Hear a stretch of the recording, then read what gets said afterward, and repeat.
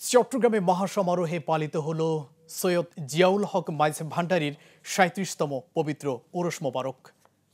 শুক্রবার সকাল থেকে লাখো ভক্ত আশিকিনের আগমনে মুখরিত হয়ে ওঠে পবিত্র মাইজ ভান্ডার দরবার শরীফ। ওরস উপলক্ষে সকালেই গিলাপ চড়ানো ও আতর গোলাপ পুষ্পস্তবক অর্পণের মাধ্যমে আনুষ্ঠানিক কার্যক্রমের সূচনা করেন গাউসিয়া হক মঞ্জিলের সাজ্জাদানশীল শাহ সুফি হাসান মৌলা মাইজ ভান্ডারী।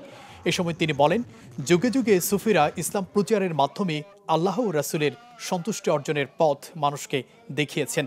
দিনব্যাপী আয়োজনের অংশ হিসেবে অনুষ্ঠিত হয় নফল নামাজ, কোরআন তেলাওয়াত, জিকির, মিলাদ ও মোনাজাত।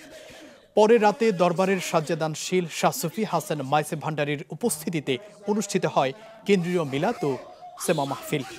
শেষে তিনি বিশ্ববাসীর শান্তি, সমৃদ্ধি ও মঙ্গল কামনা করে বিশেষ দোয়া ও মোনাজাত পরিচালনা করেন।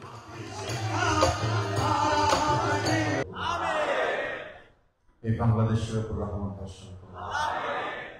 শান্তির একটি জনপদ হিসাবে বাংলাদেশকে আপনি স্থিতিশীল একটি জনপদ হিসাবে, অগ্রসরমান একটি জনপদ হিসাবে বাংলাদেশকে আপনি কবুল করুন। মুসলিম উম্মার উপর রহমত বর্ষণ করুন।